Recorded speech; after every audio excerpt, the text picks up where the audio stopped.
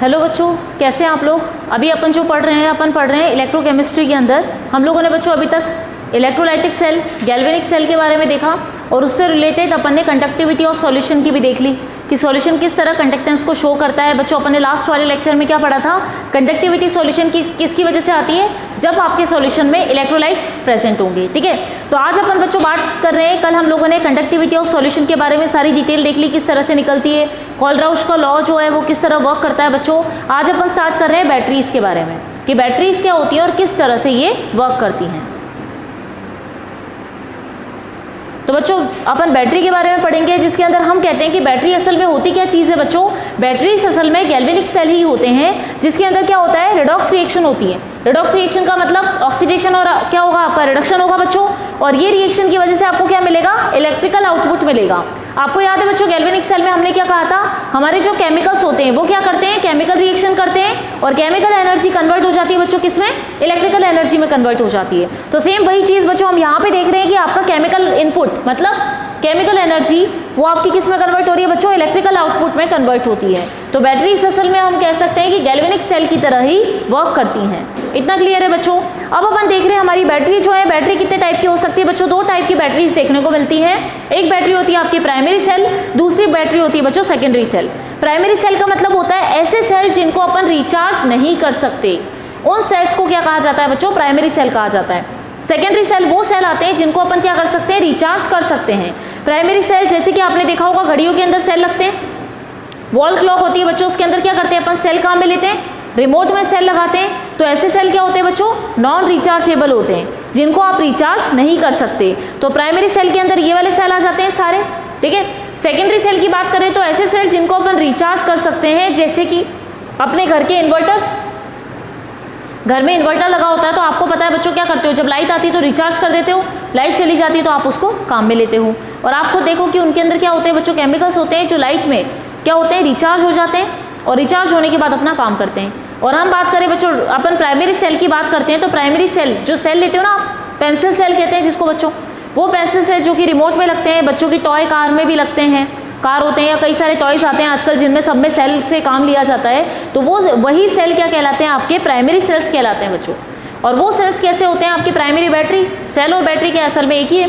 तो primary batteries या primary cell वो है जिनको अपन रिचार्ज फर्दर नहीं कर सकते, एक बार काम में आ गए, एक बार यूज में आ गए तो दोबारा रिचार्ज वो नहीं होते हैं। लेकिन सेकेंडरी सेल ऐसे सेल है जिनको फर्दर रिचार्ज किया जा सकता है, जैसे कि फ़ोन को भी तो रिचार्ज करते हैं हम लोग, दिन भर काम करते हैं और काम करने के बाद वापस से बच्चों उसको रिचार्ज करना पड़ता है। और प्राइमरी सेल्स के अंदर अपन क्या कहते हैं बच्चों, यहाँ पर क्या होता है, उस सेल के अंदर जो आप काम में लेते हो, पेंसिल सेल जो कि रिमोट में लिए जाते हैं बच्चों, उनमें क्या होता है, केमिकल भरा हुआ होता है। वही केमिकल क्या करता है, इलेक्ट्रिसिटी के बीच में जुड़कर इलेक्ट्रिसिटी प्रोवाइड करवाता है।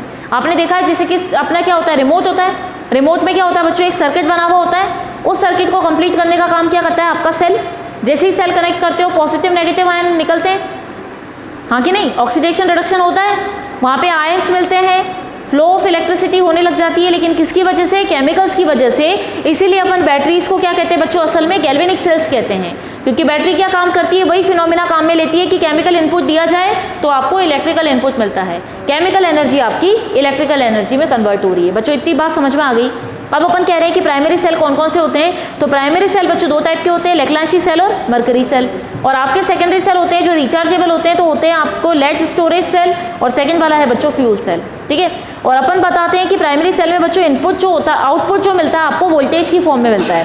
कितने वोल्ट का सेल होगा, आपने देखा होगा 1.5 वोल्ट का, 1.35 वोल्ट का, इतने वोल्ट के सेल आते हैं, तो वो हमें आउटपुट देते हैं। इसका मतलब कि अगर आपको किसी एरिया में कम वोल्टेज की रिक्वायरमेंट है तो आप प्राइमरी सेल को काम में ले सकते हो, ज़्यादा वोल्टेज चाहिए तो फिर आपको सेकेंडरी सेल को काम में लेना पड़ता है। इतनी बात समझ में आ गई बच्चों। अब अपन चलते हैं अपने प्राइमरी सेल के फर्स्ट वाले पार्ट पे, लेक्लांशी सेल। लेक्लांशी सेल की बात करें बच्चों तो ये क्या होता है, रिचार्जेबल नहीं होता, आप उसको फर्दर रिचार्ज नहीं कर सकते क्योंकि प्राइमरी वाले सेल का पार्ट है। दूसरा पॉइंट आता है इसका आउटपुट वोल्टेज बच्चों 1.5 होता है, मतलब इतना आपको वोल्टेज इस वाले सेल से मिल जाता है, कितना, 1.5। इसीलिए आपने देखा होगा कि ये ऐसे लाइट चीज़ों में काम में आता है, जैसे रिमोट, जैसे टॉयज़ के अंदर, या फिर अपन बात कर लेते हैं किसमें, ट्रांजिस्टर होते हैं बच्चों, घड़ियाँ होती हैं, वॉच होती हैं, क्लॉक्स होती हैं, उनके अंदर काम में आता है। ठीक है, ये क्लॉक में काम में लिया जाता है। इतनी बात समझ में आ गई। ट्रांजिस्टर समझ में आए, पुराने टाइप के रेडियो होते थे जिनको ट्रांजिस्टर कहते हैं, FM आता है, ये सब आता है उनके अंदर बच्चों। तो वहाँ पे जो सेल काम में लिए जाते हैं वो यही वाले सेल काम में आते हैं। पॉइंट समझ में आ गया। अब लैग्रांज सेल बच्चों, अब क्या होगा यहाँ पे सेल पे देखना, हम बात करते हैं सेल के अंदर होता क्या है, एनोड पर ऑक्सीडेशन, कैथोड पर रिडक्शन। एनोड पे ऑक्सीडेशन मतलब लॉस ऑफ इलेक्ट्रॉन, कैथोड पर आपका रिडक्शन हो रहा है मतलब क्या हुआ बच्चों, गेन ऑफ इलेक्ट्रॉन हो गया। अब अपन लैग्रांज सेल का स्ट्रक्चर देख ले, क्या है कंस्ट्रक्शन या स्ट्रक्चर देखोगे बच्चों किस तरह का होता है। तो कंस्ट्रक्शन में देखेंगे बच्चों अपन क्या चीज़ बनी हुई है। सबसे पहले अपन बात करते हैं सेल जो है बच्चों, आप लोगों ने कभी पेंसिल सेल को तोड़ के देखा है बच्चों, कभी तोड़ के देखा है इसको? जो सेल होते हैं ना घड़ियों में लगते हैं, पेंसिल सेल बोलते हैं, रिमोट वाले सेल। अगर नहीं तोड़ा तो किसी पुराने सेल को तोड़ के देखना, तो आपको उसमें एक ब्लैक कलर की डंडी दिखाई देती है, एक मोटी सी ब्लैक कलर की डंडी दिखती है, वो असल में ग्रेफाइट की छड़ होती है, ग्रेफाइट की रॉड होती है बच्चों लगी हुई। तो जो मैंने यहाँ पे ऑरेंज कलर से बताया असल में वो क्या है, ग्रेफाइट की रॉड लगी हुई है, ठीक है। उसके बाद बच्चों अपन बताते हैं कि इसके चारों तरफ, या तो मैं इसको इस कलर से शो कर देती हूँ तो आपको समझने में आसानी रहेगी। ये जो दिखाई दे रहा है बच्चों, ये चारों तरफ से क्या होता है, ये एक ऐसा स्ट्रक्चर है जो किसका बना हुआ है, टिन का बना हुआ होता है। बात समझे, ये पूरा जो है ना स्ट्रक्चर, जिंक का बना हुआ होता है। जो अपन बात कर रहे हैं ना सेल की कोटिंग, या तो अपन कह सकते हैं मेटल कौन सा काम में लिया, तो आपने देखा सेल जो होता है वो बाहर से आपको दिखता है मेटल का बना हुआ, प्रिंट बना हुआ होता है उस पर, क्योंकि कंपनी का प्रिंट दे देते हैं, और नीचे की तरफ क्या होता है, मेटल ही तो होता है आपका। तो बच्चों वो जो सेल बना हुआ होता है वो सेल असल में किसका बना हुआ होता है, जिंक मेटल का बना हुआ होता है। तो पूरा सेल आपका जिंक का हो गया। तो जिंक आपको पता है क्या बताता है, ऑक्सीडेशन बताता है। तो अपन यहाँ पे कहते हैं कि जिंक का एनोड हो गया। बच्चों आप लोगों को ध्यान हो तो अपन देखते हैं कि जो सेल होता है, सेल की कोटिंग सब जगह से की भी होती है। कोटिंग का मतलब वो सब जगह से कवर होता है सिवाय नीचे वाले प्लेट के, क्योंकि नीचे वाली प्लेट क्या काम करती है, एनोड का काम करती है, जहाँ पर ऑक्सीडेशन होता है। तो कभी सेल देखा है, सेल मान लेते हैं ये है, तो सेल के चारों तरफ ये चौक क्या है, मान लो सेल है, इसी प्रकार का सेल आता है बच्चों। वो सेल के चारों तरफ कोटिंग है, लेकिन नीचे वाला जो बॉटम का हिस्सा है वहाँ कोटिंग नहीं की जाती, क्योंकि वो क्या काम करेगा, अगर ये यहाँ पे इस तरह का आपका देख लेते हैं रिमोट वाली जो स्पेस होता है, वो जहाँ पर सेल को फिट करोगे तो नीचे वाला एरिया क्या करेगा, कनेक्शन जोड़ेगा, और ऊपर वाले सेल से भी कनेक्शन होगा, और दोनों में जब कनेक्शन जुड़ जाएगा बच्चों इस तरह से, तो मान लो अगर बीच में कहीं बल्ब भी लगा हुआ हो, बल्ब ग्लो कर रहा हो, तो बल्ब ग्लो करना चालू कर देगा अगर दोनों एंड मिल गए तो, ऊपर वाला और नीचे वाला। तो नीचे वाला एरिया अपन ने क्या कहा, जो बेस है, बेस पे किसी तरह की कोटिंग नहीं होती है। आप देख सकते हो डायग्राम में आपको दिख रहा है, मैंने ब्लू कलर की कोटिंग की है बच्चों। तो तीनों तरफ से सेल में ब्लू कलर की कोटिंग होती है, लेकिन नीचे वाला बेस छोड़ दिया जाता है, ताकि जो ये बेस जिंक का बना हुआ है, जो ये पूरा कंटेनर जिंक का बना हुआ है, तो उसमें क्या हो, वो एनोड की तरह बिहेव करे और ऑक्सीडेशन में हेल्प करे। कोटिंग करोगे तो ऑक्सीडेशन नहीं होगा, हाँ कि नहीं। उसके बाद बात करते हैं बच्चों, बीच में क्या होता है आपका, ये जो देखोगे टॉप होता है आपका, टिप होती है ऊपर, कैप की तरह बना हुआ होता है। उस कैप के अंदर क्या होती है बच्चों, एक ब्लैक कलर की जो रोड होती है, वो क्या होती है, वहाँ पे डली हुई होती है, ब्लैक कलर की जो बनी हुई होती है, किसकी, ग्रेफाइट की। ग्रेफाइट क्या होता है बच्चों, कार्बन का ही तो क्या है, एलोट्रोप है, कार्बन का एलोट्रोप होता है ग्रेफाइट। और वो क्या होता है बच्चों, कंडक्टर होता है या इंसुलेटर होता है, कंडक्टर ऑफ इलेक्ट्रिसिटी, इलेक्ट्रिसिटी को कंडक्ट करने का काम होता है। तो बच्चों ये जो छड़ आपको दिखाई दे रही है, ये जो रॉड दिखाई दे रहा है, ये आपका ग्रेफाइट का रॉड यहाँ से लेकर ऊपर से तो टच हो रहा है, लेकिन नीचे यहाँ पर टच नहीं होता, वो यहाँ पे क्या होता है, कनेक्टेड नहीं होता, इससे थोड़ा ऊंचाई पर मिलेगा आपको, क्योंकि ये क्या काम कर रहा है, कैथोड की तरह काम करता है, जो इलेक्ट्रॉन लेता है, और नीचे वाला जो जिंक है वो क्या काम करेगा, एनोड का काम करेगा। मेरी बात समझ में आ गई बच्चों, ठीक है। अब ये क्या होता है बच्चों, ये जो चीज़ हमने बता दी, अब इसके चारों तरफ एक क्या होता है, एक पाउच टाइप मान सकते हो, एक थैली जैसा या पाउच जैसा होता है, जिसके बीच में क्या भरा हुआ होता है, आपका भरा हुआ होगा बच्चों ये सारा सामान, अमोनियम क्लोराइड, मैग्नीशियम का ऑक्साइड, जिंक का क्लोराइड और कार्बन का ब्लैक कलर का पाउडर भरा हुआ होता है बच्चों। ये सारा आपको एक पेस्ट की फॉर्म में दिखाई देगा। अगर सेल तोड़ के देखा होगा, या आप घर जाके एक बार सेल तोड़ के देखना बच्चों, कोई पुराने घर में पड़े हुए होते हैं सेल जो काम नहीं कर रहे हैं, तो काम नहीं करने वाले सेल को अगर आप लेके देखोगे और उसको तोड़ोगे बीच में से, तो आपको एक तो पाउडर की फॉर्म में सामान मिलेगा उसके अंदर, और आपको एक ब्लैक कलर की रोड दिखाई देगी। तो पूरा जो आपका कंटेनर है वो तो जिंक का बना हुआ है, बेस वाला है, और ऊपर आपकी क्या है, एक टिप बनी हुई होती है, ठीक है। टिप का मतलब एक कैप जैसा बना हुआ होता है, स्ट्रक्चर थोड़ा उठा हुआ कुछ इस प्रकार का, और उसके अंदर आपको ग्रेफाइट की क्या मिलेगी, एक रॉड मिलेगी। जो ग्रेफाइट की रॉड एनोड कैथोड का काम कर रही है, जिंक जो है बेस वाला वो क्या काम करता है बच्चों, एनोड का काम करता है। मतलब यहाँ पर जिंक क्या करेगा, इलेक्ट्रॉन देगा, और कैथोड पर जो ग्रेफाइट है वो इलेक्ट्रॉन लेगा, क्योंकि ग्रेफाइट असल में है क्या चीज़ बच्चों, नॉन मेटल, जिंक क्या है आपका मेटल, हाँ कि नहीं। दोनों के बीच में रिएक्शन होगी, तो रिएक्शन क्या होगी बच्चों, यहाँ पे देख लिया अपन ने, एनोड पर क्या होगा, जिंक है आपका, जिंक क्या करेगा, +2, 2 इलेक्ट्रॉन देगा, और क्या आ जाएगा, ऑक्सीडेशन को शो करेगा, हाँ कि नहीं। कैथोड पे बात करते हैं बच्चों, मैग्नीज ऑक्साइड। एनोड पे क्या बोलोगे, जिंक की ऑक्सीडेशन स्टेट कितनी है बच्चों इस केस में, 0। 0 से इसकी ऑक्सीडेशन स्टेट +2 हो गई, मतलब ऑक्सीडेशन हो गया, हाँ कि नहीं। ऑक्सीडेशन स्टेट बढ़ गई 0 से लेकर +2, इसका मतलब क्या बताएंगे बच्चों कि ऑक्सीडेशन हो चुका है। सेकंड वाले केस में कैथोड पे बात करते हैं तो मैग्नीज ऑक्साइड कंपाउंड है। अब मैग्नीज का आप देखोगे बच्चों तो इसमें ऑक्सीडेशन स्टेट इसकी +4 निकल के आती है, क्योंकि एक ऑक्सीजन का होता है -2, तो 2 ऑक्सीजन का कितना हो गया, -4। -4 को बैलेंस करने के लिए +4 होगा तभी तो कंपाउंड बनेगा, हाँ कि नहीं। तो मैग्नीज की ऑक्सीडेशन स्टेट हो गई बच्चों इस वाले केस में +4। वो मैग्नीज की ऑक्सीडेशन स्टेट क्या हो रही है, इस वाले केस में +3 में कन्वर्ट हो रही है। जब ऑक्सीडेशन स्टेट कम होती है तो क्या होता है बच्चों, रिडक्शन। जब ऑक्सीडेशन स्टेट बढ़ती है तो क्या होता है, ऑक्सीडेशन।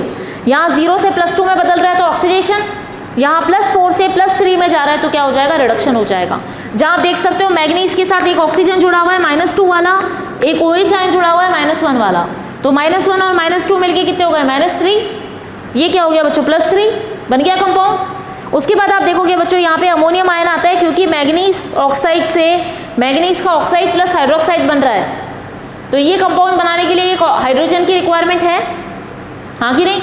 वो हाइड्रोजन कहाँ से आएगा, अपने पेस्ट में अमोनियम आयन भी प्रेजेंट है, अमोनियम क्लोराइड, वो टूटेगा आपको अमोनियम आयन मिलेगा।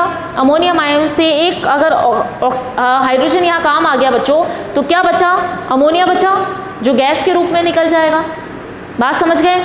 और यहाँ पे बच्चों एक इलेक्ट्रॉन जो कि यहाँ से फ्री हुआ था, यहाँ से 2 इलेक्ट्रॉन फ्री हुए थे, अगर यही रिएक्शन के आगे अपन 2 लगा दे तो दोनों इलेक्ट्रॉन काम में आ जाएंगे।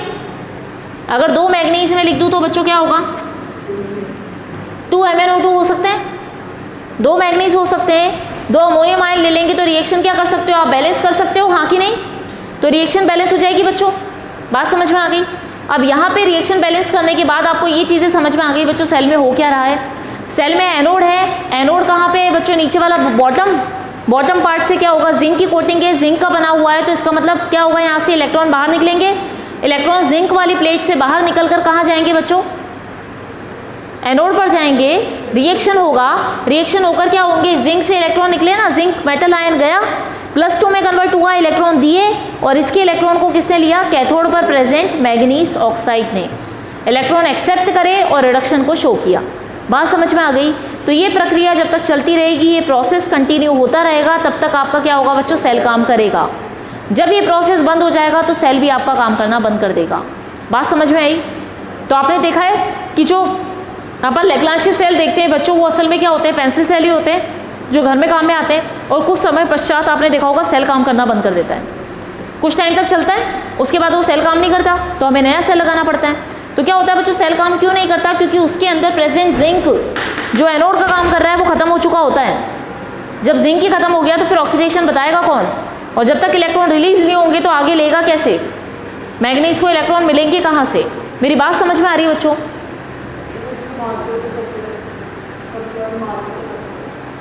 कोशिश करते 1-2 आयन निकल जाए, फिर भी नहीं निकलते, हाँ कि नहीं, क्योंकि ये नॉट रिचार्जेबल होते हैं बच्चों, रिचार्ज नहीं होते, तो इस वजह से अपन क्या कहते हैं इनको कि ये वर्क नहीं करेंगे। बात समझ में आ गई, ठीक है। तो यहाँ पे बच्चों, यहाँ पे देखना अभी अमोनिया गैस निकली, अमोनिया गैस क्या नोबल गैस थोड़े ना है, नोबल गैस है क्या ये, तो ये क्या करेगी, अंदर जाके विस्फोट भी तो कर सकती है, सेल को खराब भी तो कर सकती है। तो क्या होता है बच्चों, जिंक के आयंस आते हैं, इस अमोनिया गैस को ट्रैप करते हैं और इसको कॉम्प्लेक्स बनाने के लिए काम में ले लेते हैं। अमोनिया गैस निकली ना एज अ बाय प्रोडक्ट, ये बाय प्रोडक्ट कहाँ काम में आएगा, आपका जिंक आएगा, जिंक इस अमोनिया की गैस के साथ रिएक्ट करेगा, और रिएक्शन होने के बाद आपको क्या मिल जाएगा बच्चों, जिंक और अमोनिया का कॉम्प्लेक्स मिलेगा। जब ये जिंक और अमोनिया का कॉम्प्लेक्स बन चुका है तो हम जानते हैं ये क्या बना है बच्चों, कोऑर्डिनेशन कॉम्प्लेक्स। अमोनिया के पास लोन पेयर है, जिंक को दे देगा लोन पेयर अपना, मेटल लिगेंड की बॉन्डिंग बताएगा, कोऑर्डिनेशन कंपाउंड बना लेगा, और ये कोऑर्डिनेशन कंपाउंड बनने पर आपका गैस जो निकला है वो गैस अब फ्री नहीं है, वो एज अ कॉम्प्लेक्स सेल में पड़ा रहेगा। क्योंकि क्या होता है, कॉम्प्लेक्स रिएक्टिव होता है क्या, रिएक्टिव होता है क्या कॉम्प्लेक्स, नहीं, कॉम्प्लेक्स जो होता है वो नॉन रिएक्टिव होता है, तो वो पड़ा रहेगा, कोई दिक्कत नहीं करेगा। बात समझ में आ गई, रिएक्शन समझ में आ गई बच्चों अच्छे से, किस तरह से वर्क किया, ठीक है। आगे चलें, अब मरकरी सेल को देख लेते हैं बच्चों, क्योंकि इनमें इंपॉर्टेंट पार्ट हमारा क्या होता है इसमें कि आपकी सेल की रिएक्शन क्या है। बात समझ में आई? सेल की रिएक्शन क्या होगी बच्चों, ये रिएक्शन वाला पार्ट इंपॉर्टेंट है। लेग्रांजी सेल समझ में आ गया क्या होता है, कहाँ काम में आता है, इसका स्ट्रक्चर समझ में आ गया बच्चों अच्छे से। उसके बाद हम लोगों ने इसका कैथोड एनोड पे रिएक्शन देख लिया, रिडक्शन रिएक्शन और सॉरी रिडॉक्स रिएक्शन क्या होता है वो समझ लिया बच्चों। एनोड पे ऑक्सीडेशन जिंक का होगा, कैथोड पे मैग्नीज ऑक्साइड आएगा, इलेक्ट्रॉन लेगा और किस में कन्वर्ट हो जाएगा, +4 से +3 ऑक्सीडेशन स्टेट में कन्वर्ट होगा। बात समझ में आ गई? तो इसका रिडक्शन होगा और जो अमोनिया बाय प्रोडक्ट बनेगा उसको जिंक साथ में लेकर कॉम्प्लेक्स बना देगा और इस तरह से आपका सेल वर्क करता रहेगा जब तक कि जिंक खत्म नहीं हो जाता। बेस से क्या होता जाएगा, जिंक पतला होता जाएगा। आपने देखा बच्चों सेल अपन काम में लेते हैं तो क्या होता है, कुछ टाइम बाद वो सेल खराब हो जाता है। खराब होने का मतलब आपको लगेगा थोड़ा जंक लग गया, थोड़ा हल्का हो गया, थोड़ा अजीब सा हो गया।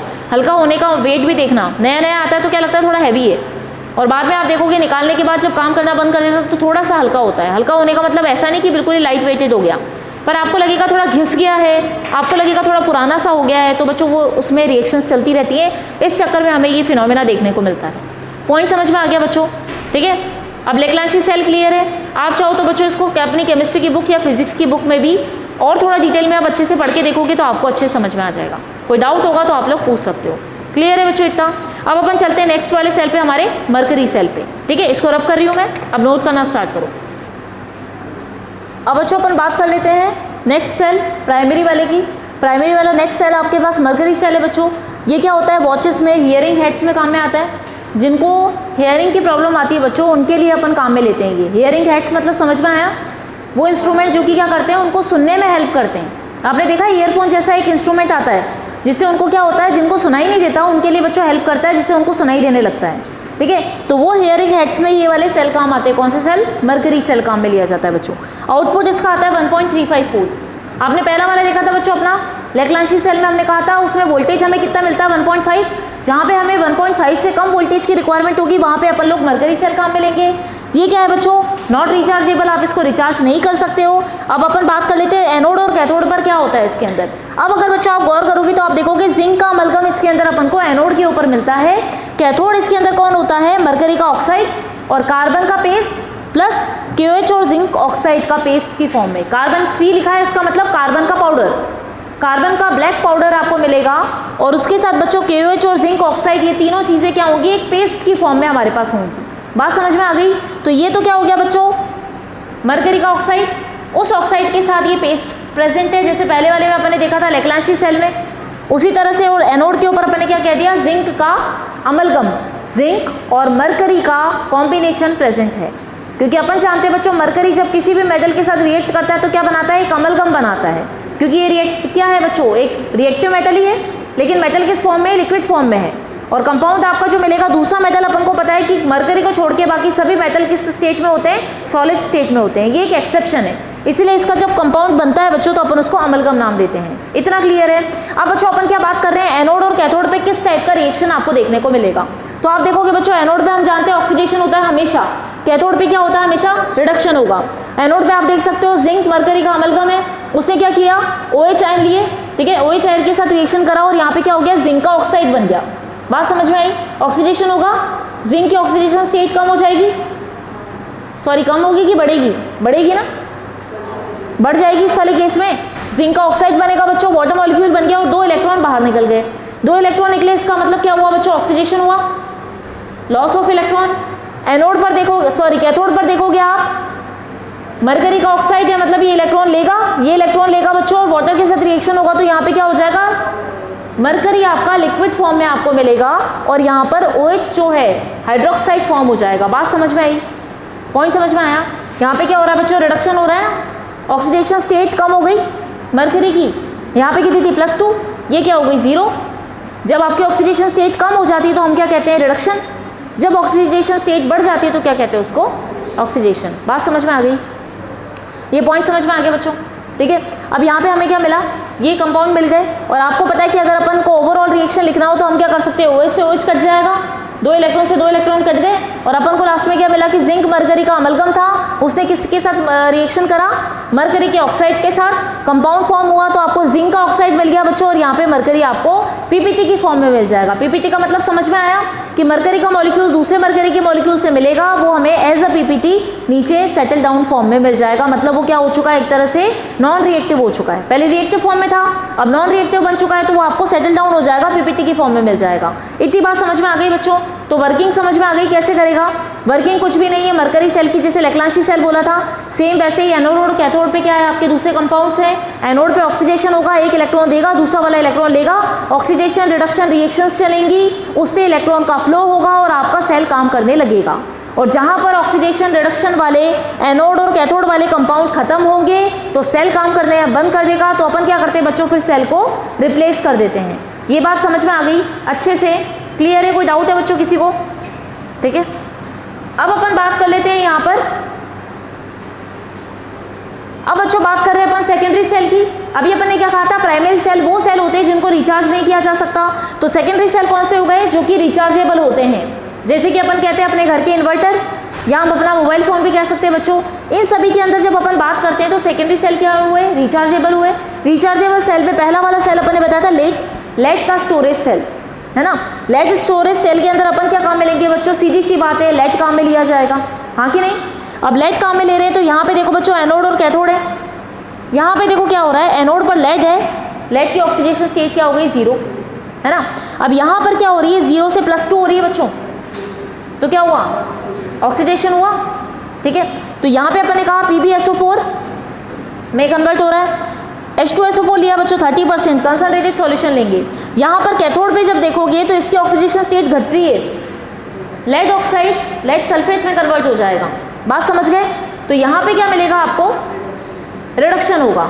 रिडक्शन होने का मतलब आपकी ऑक्सीडेशन स्टेट क्या हो गई बच्चों, कम हो गई। एक में बढ़ रही है, एक में कम हो रही है, तो ऑक्सीडेशन रिडक्शन वाली रिएक्शन समझ में आ गई। क्योंकि यहाँ पर बच्चों लेड प्रेजेंट है, इसलिए सेल का नाम भी अपन ने क्या दे दिया, लेड सेल, है ना। लेड स्टोरेज सेल जो कि क्या करेगा, यहाँ पे वर्क करेगा, लेड का वर्किंग होगी, एनर्जी मिलेगी, वो एनर्जी क्या होगी आपकी, केमिकल एनर्जी बदलेगी इलेक्ट्रिकल एनर्जी में, और ये इलेक्ट्रिकल एनर्जी फिर से बदलेगी आपकी केमिकल एनर्जी में। कैसे बदलेगी मैं बताती हूँ बच्चों। यहाँ पे हमने समझ लिया पहले लेड स्टोरेज सेल है, जो कि एक तरह से हमारा क्या है, सेकेंडरी सेल है। सेकेंडरी सेल आपका रिवर्सिबल सेल होता है, जो कि क्या होता है, वापस से रिचार्ज हो जाता है। अब कैसे रिचार्ज होता है, तो पहले अपन एनोड कैथोड पे रिएक्शन को समझ लेते हैं। कुछ भी नहीं किया बच्चों, अपन ने H2SO4 भी 30% लिया है, ताकि हमको लेड के साथ SO4 कंपाउंड मिलता रहे। अब रिएक्शन देखें तो समझ में आएगा क्या हो रहा है बच्चों। तो यहाँ पे देखोगे एनोड पे क्या हुआ, लेड गया, सल्फेट आयन कहाँ से मिला, H2SO4 के सॉल्यूशन के साथ, कंसंट्रेटेड सॉल्यूशन भरा हुआ है बच्चों इसके अंदर, सेल के अंदर। ये सेल की आप देख सकते हो, सेल का ये एक तरह से कंस्ट्रक्शन है बच्चों, जहाँ पे एनोड पर आपका लेड और लेड सल्फेट है, कैथोड पे आपका लेड ऑक्साइड और लेड सल्फेट है, और आपका बीच में क्या भरा हुआ है बच्चों, सेल के बीच में H2SO4 कंसंट्रेटेड सॉल्यूशन भरा जाता है, जो सल्फेट आयन और हाइड्रोजन आयन प्रोवाइड करता है। बात समझ में आ गई? अब लेड ने क्या करा, सल्फेट आयन लिया और किस में बदल गया, लेड सल्फेट में कन्वर्ट हो गया, तो इसकी ऑक्सीडेशन स्टेट बढ़ गई, 0 से बढ़ गई बच्चों +2। बात समझ में आ गई? और 2 इलेक्ट्रॉन बाहर निकल गए। अब यहाँ पे सल्फेट आयन था और यहाँ पे आपका क्या था, लेड ऑक्साइड। अब यहाँ पे अगर अपन बात करें बच्चों तो इसकी ऑक्सीडेशन स्टेट कितनी है, +4 है, हाँ कि नहीं। लेड ऑक्साइड ने सल्फेट आयन कौन से वाले, H2SO4 से आने वाले, उनके साथ रिएक्शन करा और लेड सल्फेट बना दिया, तो इसकी ऑक्सीडेशन स्टेट जहाँ +4 थी अब बदल के कितनी हो गई बच्चों, +2 हो गई। मतलब इसकी ऑक्सीडेशन स्टेट घट रही है, क्योंकि इसने क्या किया, इलेक्ट्रॉन एक्सेप्ट कर लिए। देखो 2 इलेक्ट्रॉन ले लिए और 4 हाइड्रोजन भी लिए, ताकि अपन क्या कर सके, ऑक्सीजन जो फ्री होगा उसको कहीं ना कहीं तो एंगेज करना पड़ेगा ना, क्योंकि गैस निकलेगी तो क्या करेगी, सेल को खराब करेगी। बात समझ में आ रही है बच्चों क्या हो रहा है, पॉइंट समझ में आया। पहले वाले केस में अपन ने एनोड बोला, एनोड में क्या हुआ था, लेड गया अपना, सल्फेट मिला उसको किसके साथ, सल्फ्यूरिक एसिड ने सल्फेट आयन दिया, रिएक्शन करी और ऑक्सीडेशन स्टेट आप कहोगे 0 से +2 में कन्वर्ट हो गया। मतलब इसका क्या हो गया बच्चों, ऑक्सीडेशन, हाँ कि नहीं। अब अपन क्या कह रहे हैं कि सल्फेट आयन आया, कैथोड की बात चल रही है। अब कैथोड पे क्या हुआ बच्चों, सल्फेट आयन आपका सॉल्यूशन में से आया, H2SO4 के सल्फेट आयन आया, 4 हाइड्रोजन आयन आ गए यहाँ पर, और इन्होंने क्या करा, लेड ऑक्साइड के साथ रिएक्शन करा, जहाँ पे लेड की जो ऑक्सीडेशन स्टेट थी कितनी थी, +4 थी। अब यहाँ पर जैसे ही कंपाउंड बना, आपको पता है रिप्लेसमेंट रिएक्शन होगा, ऑक्सीजन हटेगा, सल्फेट आ जाएगा उसकी जगह पे। अब सल्फेट आयन आया तो ऑक्सीडेशन, अपन बात करेंगे बच्चों ऑक्सीडेशन स्टेट, +4 से +2 में बदल गई, तो रिडक्शन हो गया। इतनी बात समझ गए। अब आपका लेड सल्फेट बन चुका है और क्या बना है बच्चों, ऑक्सीजन फ्री हुआ। इस ऑक्सीजन के लिए हमें क्या करना पड़ेगा, हाइड्रोजन भी तो लाना पड़ेगा। हाइड्रोजन कहाँ से मिलेगा, एसिड से मिलेगा, एसिड H+ आयन देता है, 4 हाइड्रोजन ले ली, 2 ऑक्सीजन यहाँ से रिलीज हुई, 2 वाटर के मॉलिक्यूल बन गए बच्चों। और क्या मिला आपको? इलेक्ट्रिसिटी मिलेगी, मतलब एनर्जी मिलेगी। तो देखो क्या हो रहा है, लेड, अब बच्चों ओवरऑल रिएक्शन लेड लिया और लेड का ऑक्साइड लिया, और आपने क्या ले लिया बच्चों? H2SO4 लिया। इन तीनों कंपाउंड को जब आपने लिया तो यहाँ पे ऑक्सीडेशन रिडक्शन रिएक्शंस हुई और हमको क्या मिल गए? 2 मोल मिल गए लेड सल्फेट के, हाँ कि नहीं? 2 मोल बच्चों लेड सल्फेट के मिले, 2 मोल वाटर के मिल गए, और आपको क्या मिली? साथ में इलेक्ट्रिसिटी मिली। बात समझ में आई? किस तरह से लेड सेल ने क्या किया? लेड का स्टोरेज किया, लेड को लिया ना, लेड स्टोरेज, इन दोनों से क्या करा उसने? लेड को क्या कर लिया? स्टोर कर लिया सल्फेट की फॉर्म में। जब लेड सल्फेट की फॉर्म में मिल गया और ऑक्सीडेशन रिडक्शन रिएक्शंस हुई तो क्या हुआ बच्चों? इनकी केमिकल एनर्जी इलेक्ट्रिसिटी में कन्वर्ट हो गई, और इलेक्ट्रिसिटी में कन्वर्ट होने के बाद हमको क्या हुआ बच्चों?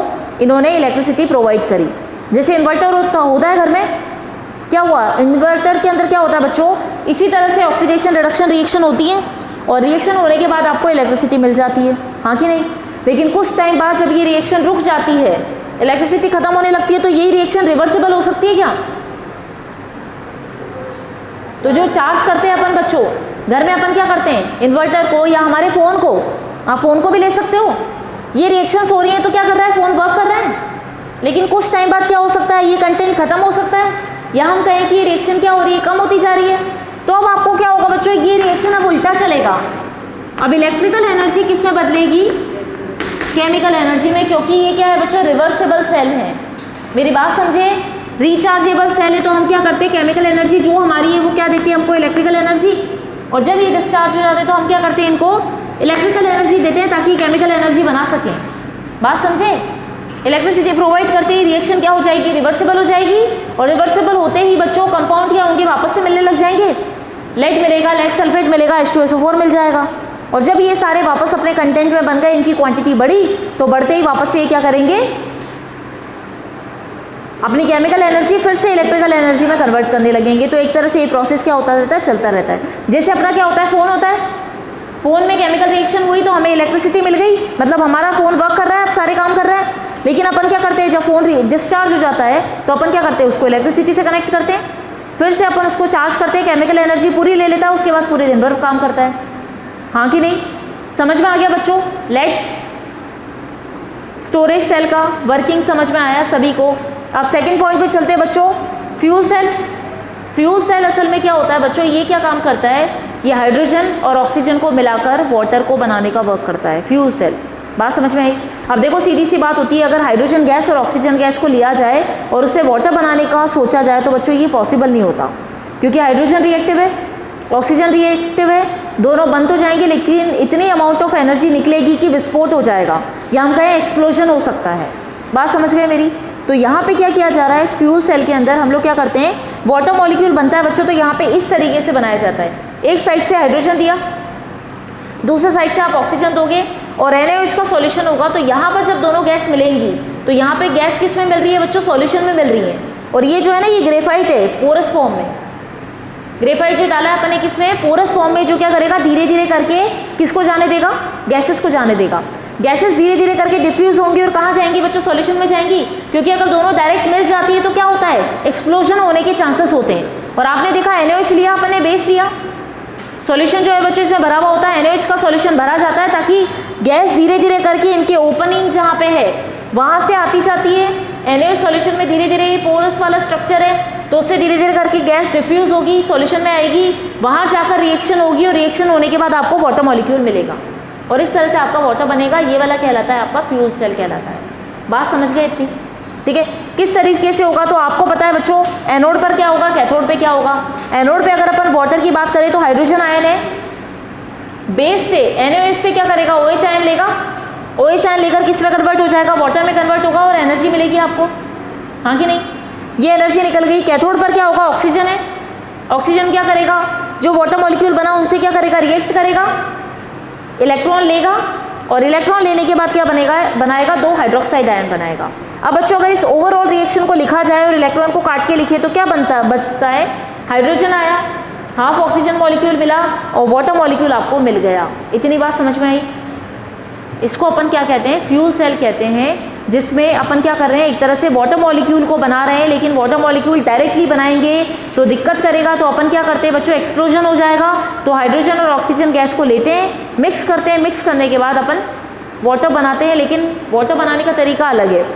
गैस धीरे धीरे डिफ्यूज़ होती है पोरस ग्रेफाइट के थ्रू, और बीच में आपका NaOH सॉल्यूशन फिल होता है, तो उसी के अंदर धीरे धीरे करके रिएक्शन होती है। कैथोड एनोड वाला पार्ट होगा बच्चों। अगर हाइड्रोजन गैस जा रहा है, इसका मतलब ये पार्ट क्या हो गया आपका, एनोड, क्योंकि हाइड्रोजन का क्या हो रहा है, ऑक्सीडेशन। ऑक्सीजन का क्या हो रहा है बच्चों, रिडक्शन हो रहा है, तो ये वाला पार्ट यहाँ पे क्या हो गया, कैथोड हो गया, C हो गया, जहाँ पर आपका रिडक्शन होगा। हाँ कि नहीं, एनोड पे ऑक्सीडेशन, कैथोड पे रिडक्शन। बात समझ में आ गई। हाइड्रोजन का अगर आप देखोगे तो यहाँ पे क्या है, ये ऑक्सीजन थोड़ा, इस पे कोई क्या कहोगे बच्चों, इसकी ऑक्सीडेशन स्टेट 0 है, यहाँ पर आकर कितनी हो गई, क्योंकि 2 मॉलिक्यूल बन गए तो +4 हो गई। और यहाँ पे आप देखोगे कि ऑक्सीजन की ऑक्सीडेशन स्टेट कितनी थी, 2 थी इस वाले केस में, -2, यहाँ पे आके -1, रिडक्शन हो गया। बात समझ में आ गई, पॉइंट क्लियर है, ठीक है। तो बच्चों समझ में आ गया आपको सारा, किस तरह से अपन ने पढ़ा, बैटरी होती है, कितने टाइप की होती है और कितना इसमें वर्किंग होता है। तो बच्चों यहाँ पर अपना चैप्टर ख़त्म होता है, ठीक है। तो आज अपन ने अपना चैप्टर कंप्लीट कर लिया इलेक्ट्रोकेमिस्ट्री वाला। अब बच्चों इसमें जो थोड़ा बहुत पार्ट बच रहा है आपका, वो सिर्फ कोरोजन है, जो थोड़ा सिलेबस में है, नहीं भी है, मतलब हटा दिया गया है कुछ पोर्शन। पर कोरोजन को अगर आपको समझना हो तो कुछ भी नहीं होता, ये अपन पढ़ेंगे, मैं आपको शॉर्ट में समझाऊंगी, ये D ऑर्बिटल के अंदर बता दूंगी। कोरोजन पढ़ोगे ना, D और F ब्लॉक एलिमेंट्स, उसके अंदर अपन पढ़ लेंगे, क्योंकि रस्टिंग ऑफ आयरन मोस्टली आपको D ब्लॉक एलिमेंट में ही देखने को मिलेगी। आप चाहो तो आप वहाँ पर भी इसको पढ़ सकते हो, ठीक है, क्योंकि इतना कोई रिएक्शन वाला पार्ट आता नहीं है क्वेश्चन में, क्योंकि कुछ पार्ट पोर्शन हटा हुआ है, तो हम इसको वहाँ पर डिटेल में भी पढ़ सकते हैं, थोड़ा बहुत समझ लेंगे कोरोजन होता क्या है। कोरोजन असल में कुछ भी नहीं होता बच्चों, क्या होता है, मेटल की सरफेस अगर हाईली रिएक्टिव होगी, जैसे आपने देखा था सेल का EMF देखा, सीरीज देखी थी, इलेक्ट्रोकेमिकल सीरीज मैंने आपको बना के दी थी बच्चों, आपको पता है उसके अकॉर्डिंग कौन सा मेटल ज़्यादा रिएक्टिव होगा और कौन सा रिएक्टिव नहीं होगा, ये देख लिया था अपन ने। तो अपन बताते हैं जिंक और कॉपर की टर्म में अगर अपन ले, तो अपन को पता है कि जिंक और कॉपर के कंपैरिजन में जिंक ज़्यादा रिएक्टिव होता है। तो क्या करता है, एयर से, एटमॉस्फेरिक एयर से रिएक्शन कर कर खुद को डिस्ट्रॉय कर लेता है, और बात करते हैं अपन कि वो क्या करता है, ऑक्सीडेशन शो करता है। वही ऑक्सीडेशन आपका क्या कहलाता है, कोरोजन। जैसे आयरन होता है, आयरन के पास अगर मॉइस्ट कंडीशन हो और एयर प्रेजेंट हो, तो वो उस मॉइस्ट कंडीशन में एयर के साथ रिएक्शन करके आयरन का ऑक्साइड बना देता है, जो रेड कलर का होता है, और उसकी लेयर की वजह से क्या होता है बच्चों, ऊपर की सरफेस खराब हो जाती है, जिसको अपन क्या कहते हैं, कोरोजन कहते हैं। ये रब कर दूँ, थोड़ा बहुत बता देती हूँ कोरोजन के बारे में, और बाकी आप पढ़ोगे बच्चों तो आप लोगों को क्लियर हो जाएगा वो चीज़। अब बच्चों बात कर लेते हैं अपन कोरोजन के बारे में। कोरोजन असल में क्या होता है बच्चों, एक इलेक्ट्रोकेमिकल फिनोमेना होता है, जिसके अंदर हम क्या बताते हैं कि मेटल की सरफेस खराब हो जाती है जब वो कांटेक्ट में आती है एयर और मॉइस्चर के, ठीक है। तो हम लोग कहते हैं कि जो हाईली रिएक्टिव मेटल्स होती है वो क्या करती है बच्चों, कैथोड और एनोड एंड बना देती है, जहाँ पर रिएक्शन होता है आपका, रिडॉक्स रिएक्शन होती है, और आपका मेटल क्या हो जाता है, खराब होने लगता है। जैसे आप यहाँ पे देख सकते हो आयरन है बच्चों, आयरन सॉलिड स्टेट में, आयरन की प्रॉपर्टी क्या होती है, इलेक्ट्रॉन देता है, एक्वस सॉल्यूशन बना लेगा इलेक्ट्रॉन देने के बाद, और यहाँ पे क्या करेगा, 4 इलेक्ट्रॉन को रिलीज करेगा, ठीक है। तो यहाँ पे अपन बात करें इसके लिए, अगर अपन EMF निकाले सेल का, तो कितना निकलेगा, Fe+2 से Fe में कन्वर्ट हो जाएगा, तो इसका वैल्यू बच्चों इतना निकल जाएगा वोल्ट में। ये अपन कैलकुलेशन कर लेते हैं तो उससे पता चलता है। अब अपन कैथोड पे बात करेंगे बच्चों, ऑक्सीजन गैस आई एटमोस्फेयर से, उसने क्या करा, 4H+ आयन मतलब मॉइस्चर के हाइड्रोजन आयन लिए, एक्वस उसमें है, और 4 इलेक्ट्रॉन यहाँ से लिए जहाँ से फ्री हुए बच्चों, एनोड पर जो इलेक्ट्रॉन फ्री हुए हैं, रिलीज हुए हैं, उन्होंने ये एक्सेप्ट करे, और यहाँ पर क्या मिल गया आपको, 2H2O मॉलिक्यूल मिल गए, मतलब वाटर के 2 मॉलिक्यूल यहाँ पे हमको मिल गए। तो ये अपना क्या हो गया बच्चों, कैथोड पे रिडक्शन हुआ, एनोड पे आपका क्या हो गया, ऑक्सीडेशन हुआ। और ओवरऑल रिएक्शन लिखोगे तो क्या कहोगे कि 2 क्या थे, आयरन के मॉलिक्यूल है, सॉलिड फॉर्म में आयरन, उसने क्या किया, ऑक्सीजन गैस से रिएक्ट किया, और 4H+ आयन मतलब आपका क्या था, वाटर मॉलिक्यूल था, हाँ कि नहीं, वाटर से क्या मिला, H+ आयन मिला, जो कि रिएक्शन में पार्टिसिपेट किया उसने, वो एक्वस की प्रेजेंस में आपका आयरन किसमें बदल गया बच्चों, +2 ऑक्सीडेशन स्टेट के अंदर एक्वस फॉर्म में, और यहाँ पे आपको वाटर मॉलिक्यूल मिल गया। बात समझ में आई। और ये आयरन का ऑक्साइड बनाकर क्या करेगा बच्चों, रस्टिंग ऑफ आयरन कर देगा। इसी चीज़ को अपन क्या कहते हैं, कोरोजन की फॉर्म में पढ़ते हैं। पॉइंट समझ में आया, ठीक है। अब यहाँ पे देख लें बच्चों, रस्टिंग ऑफ आयरन का, अब यहाँ तक तो एनोड कैथोड की रिएक्शन हुई, ऑक्सीडेशन हुआ, रिडक्शन रिएक्शन हुई, तो यहाँ पे क्या मिलेगा बच्चों, देखो 4H+ आयन है आपके पास, आयरन के मॉलिक्यूल, इसी तरीके से आयरन के कंपाउंड जो कि क्या होंगे, +2 ऑक्सीडेशन स्टेट में होगा, तो 4 आयरन के मॉलिक्यूल आएंगे बच्चों ऑक्सीडेशन स्टेट में, या हम कहें आयंस आएंगे। आयरन के आयंस यहाँ पे आए, ऑक्सीजन से रिएक्ट किया, वाटर से रिएक्ट किया और आपको फेरस ऑक्साइड का कंपाउंड मिला, जो कि क्या है आपका रस्टिंग है। जो रेड कलर का प्रोडक्ट आपको मेटल की सरफेस पे दिखाई देता है, या मैं कहूँ रेड पीपीटी कह सकते हैं, या बच्चों रेड कंपाउंड कह सकते हैं, ये आपको मेटल की सरफेस पे दिखाई देता है। यही असल में क्या होता है, रस्टिंग ऑफ आयरन और कोरोजन होता है। और यहाँ पे आपको 8 H+ आयन मिल जाएंगे। तो ये आपका कोरोजन हो गया बच्चों। इसको बचाने का तरीका क्या होता है, प्रिवेंशन अगर अपन कर दे तो हम क्या कर सकते हैं कि हाईली रिएक्टिव मेटल की कोटिंग कर दी जाए या पेंट कर दिया जाए। तो कई तरीके होते हैं कोरोजन को बचाने के, वो आप लोग अपनी बुक में पढ़ सकते हो। ज़्यादा टफ नहीं है बच्चों, ईजी वे में है, ठीक है। उसको पढ़ो, समझो और अपना चैप्टर आज खत्म होता है। Thank you student, thank you class.